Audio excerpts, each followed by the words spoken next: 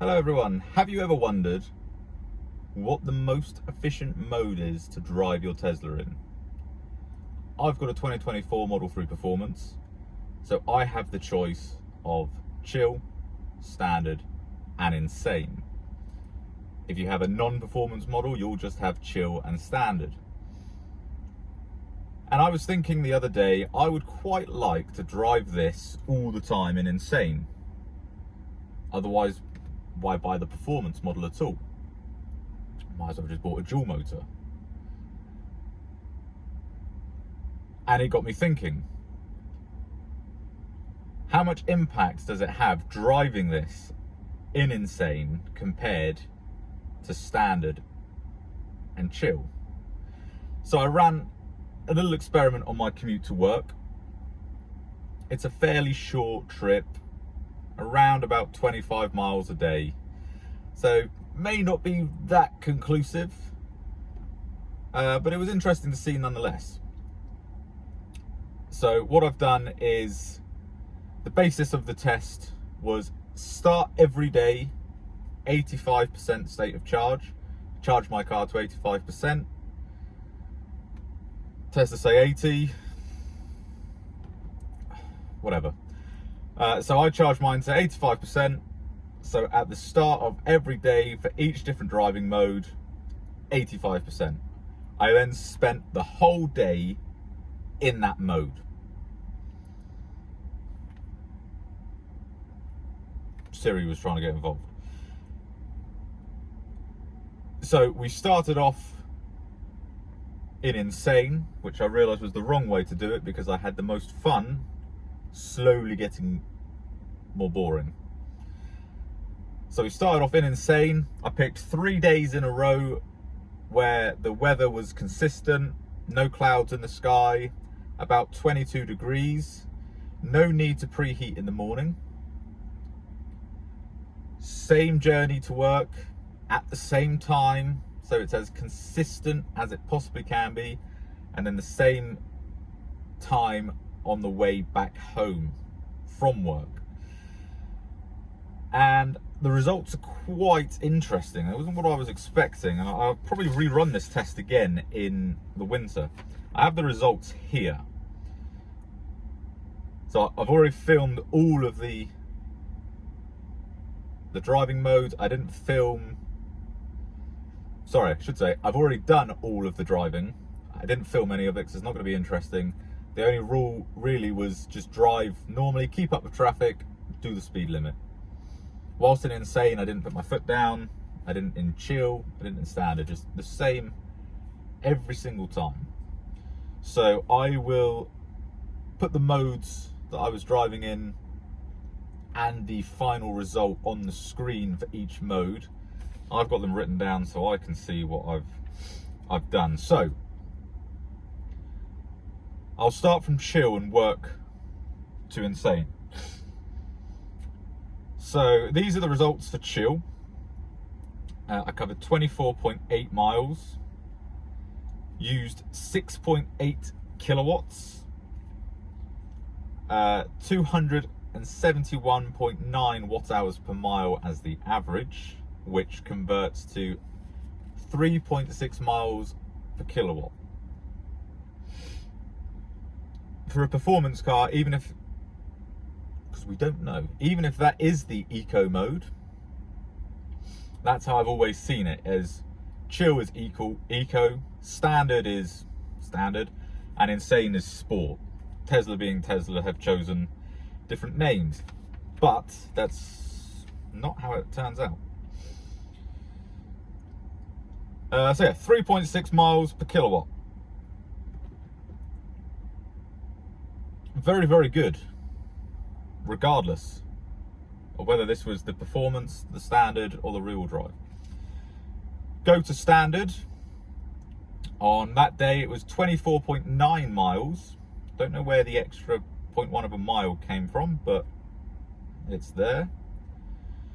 6.8 kilowatts used, again, 274 watt hours per mile, which again is 3.6 miles per kilowatt. And then the interesting bit, insane. And this really threw me. 24.3 miles. Notably less, but I don't know why. May have had an impact. 6 kilowatts used. Considerably less. 245.8 watt hours per mile. And staggeringly, 4 miles per kilowatt whilst in insane.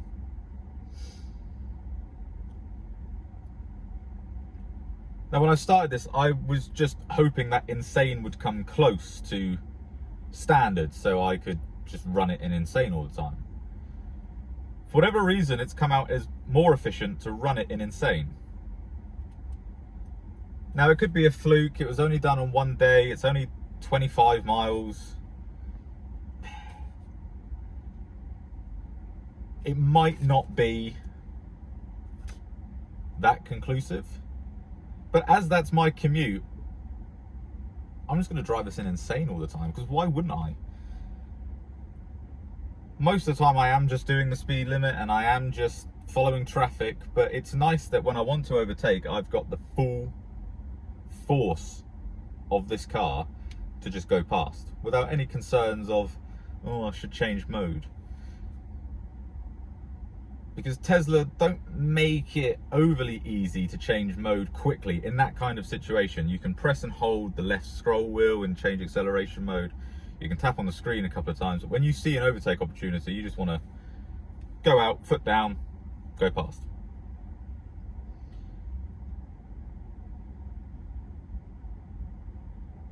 So I'm really happy with the results. If I can bear to drive the car for longer in chill, I might do it for a week for it to be more conclusive. I will definitely do it again in the winter in the same setup, because I think that might change it quite a lot. So I'm just going to keep this one fairly short. I just wanted to share those results in case anyone's thinking about buying a Tesla or has one and has the same question, or even if you have a dual motor or a rear wheel drive and you're thinking, oh, do I go in chill or standard? Driven in the same way, there doesn't appear to be too much difference. I'd imagine the results would be even closer, if they can be, between chill and standard, because they're both 3.6 miles per kilowatt. But I imagine it would be almost identical on a high-speed run if you were doing a road trip, because it's just a consistent speed. So I'm going to end the video there. Let me know in the comments what mode you drive your car in. Do you like chill? Do you like standard? If you've got the performance, do you like insane? I'd also be interested to know how it works with just a dual motor. If you've got the acceleration boost, do you have then 3 options, or is the acceleration boost on all the time? I don't know. I'd be quite interested to hear about that. So yeah, leave a comment. If you like the video, it's a bit more of a boring one, but I'm trying to get a bit more into the whole YouTube thing.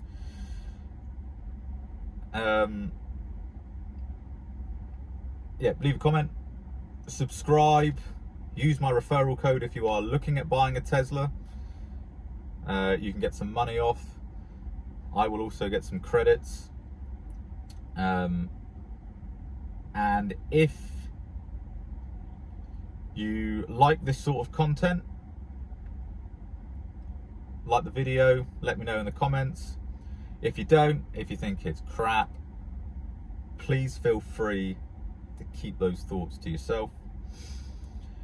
I'm planning to do a video on 10,000 miles with this. I've just clocked over 10,000 miles in this car. And there's some things that there wasn't in my 6 monthly review. There's quite a lot of negative things that I have now come across in 10,000 miles. So I'm going to do a video on that. And I'm hopefully driving the new Renault 5 at the weekend. So there should be a video on that. Thank you very much for watching.